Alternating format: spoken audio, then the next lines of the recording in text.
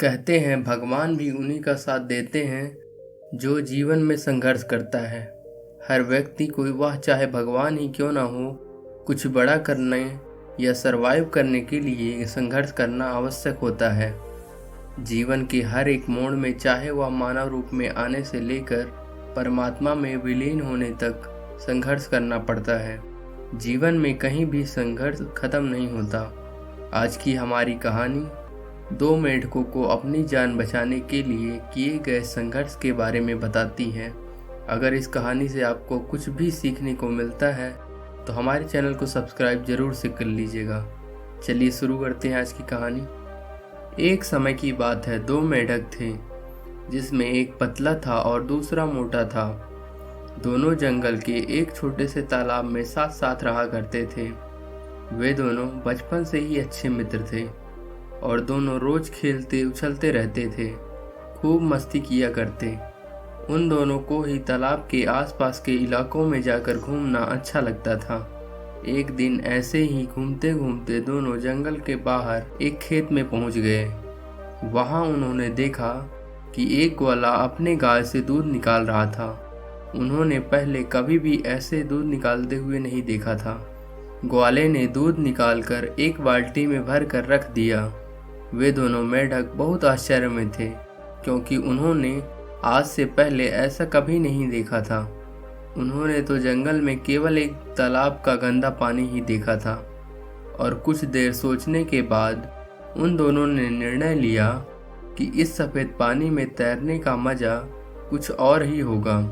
तो चलो इस सफ़ेद पानी में भी तैरकर देखते हैं। यह सोचकर उन दोनों ने एक साथ बाल्टी में छलांग मार दी। बाल्टी के अंदर पहुंचते ही दोनों बड़ा अच्छा महसूस कर रहे थे। फिर दोनों ने मन भरकर बाल्टी में दूध के अंदर खूब मस्ती की। बड़ी देर तक उछल कूद करने के बाद जब मन भर गया तो मोटा वाला मेढक बोला, चलो अब घर चलें, शाम हो गई है। पतला मेढक बोला, हाँ तुम सही कह रहे हो, हमें अब चलना चाहिए। अब वे दोनों मेढक उस दूध वाली बाल्टी के बाहर निकलने के लिए जैसे ही छलांग लगाते हैं, तभी दूध की चिकनाई की वजह से वह फिर से फिसल कर बाल्टी के अंदर पहुंच जाते हैं। उन्होंने फिर से छलांग मारकर बाल्टी से बाहर निकलने का प्रयास किया, पर इस बार भी उन दोनों मेढक असफल रहे। इस तरह वे जब भी बाल्टी से बाहर जाने की कोशिश करते, हर बार फिसल कर नीचे आ जाते। इस पर मोटा मेढक बोला, अरे मित्र, यह क्या हो रहा है? हम जब भी छलांग मारकर बाल्टी के ऊपर चढ़ने का प्रयास करते हैं, चिकनाई की वजह से बार बार फिसल कर नीचे गिर रहे हैं। इस तरह तो हम कभी भी बाहर नहीं निकल पाएंगे, और ज़्यादा देर ऐसा ही रहा तो हम जीवित भी नहीं बचेंगे। मित्र, जल्दी से कोई उपाय निकालो यहाँ से बाहर निकलने का। पतला मेढक बोला, हाँ तुम सही कह रहे हो, लेकिन सिर्फ प्रयास करने के अलावा हमारे पास कोई उपाय भी नहीं है। बाल्टी बहुत बड़ी होती है। तमाम प्रयास के बाद वे दोनों काफ़ी थक भी चुके होते हैं। कुछ देर आराम करने के बाद दोनों बाल्टी के किनारे से छलांग लगाकर बाहर निकलने की कोशिश करते हैं।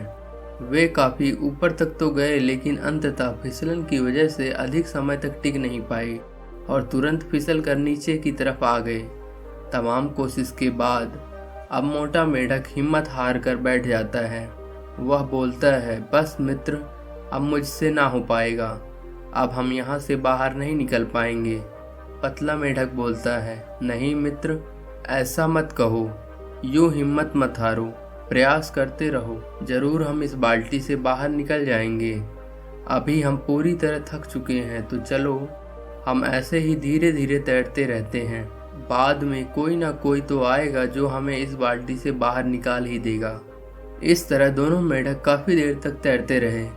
कुछ घंटे बीतने के बाद भी जब कोई नहीं आया तो मोटा मेढक पूरी तरह से उम्मीद खो बैठता है। दोनों मेढक काफ़ी थक गए होते हैं। मोटा मेढक बोला, भाई मैं और तैर नहीं पाऊंगा, कई घंटे से तैरते तैरते मैं थक चुका हूँ। इस पर पतला मेढक बोला, भाई देख, अगर तू तैरना बंद कर देगा तो डूब जाएगा और कुछ देर में सांस रुक जाएगी और तू मर जाएगा। हम लोग को मरना नहीं है भाई, तुम तैरते रहो, इसके अलावा दूसरा कोई रास्ता नहीं है। सब्र और उम्मीद बनाए रखो, जरूर कोई हल निकल जाएगा। मोटा मेंढक थोड़ी देर और तैरता है, फिर कहता है, भाई देख, हम दोनों साथ रहे हैं, आपस में बहुत मस्ती किए हैं, लेकिन मुझे लगता है कि आज यह सब खत्म होने वाला है, क्योंकि अब मैं हार चुका हूँ। आज यह हो सकता है कि मेरी जिंदगी का आखिरी दिन हो। अब मैं मेहनत नहीं कर सकता, मैं और तैर नहीं सकता, आज शायद मैं डूब कर मर जाऊंगा। इस तरह मोटा मेंढक नकारात्मक विचारों से भर जाता है और पूरी तरह हिम्मत खोकर जीने की भी उम्मीद छोड़ देता है। उस पतले मेंढक के आंखों के सामने ही उसका वह बचपन का दोस्त वहीं पर डूब कर मर जाता है। यह सब देखकर पतला मेंढक बहुत दुखी होता है, लेकिन यह सब देखने के बाद वह हिम्मत नहीं हारता, बल्कि और भी प्रेरित होकर वह पतला वाला मेंढक बाल्टी से बाहर निकलने के लिए पूरे जोश के साथ तेजी से तैरने लगता है, क्योंकि वह जानता है कि मैंने भी अगर हार मान ली तो मैं भी अपने मित्र की तरह डूबकर यहीं मर जाऊंगा और अपने घर कभी नहीं जा पाऊंगा। उसके आंखों से आंसू निकल रहे थे, लेकिन वो और तेज से तैरता रहा। जैसा कि हम सब जानते हैं, थोड़ी देर तक लगातार अगर दूध को चलाया जाए तो उसमें मक्खन बाहर आने लगता है, वो गाढ़ा हो जाता है और जमने लगता है।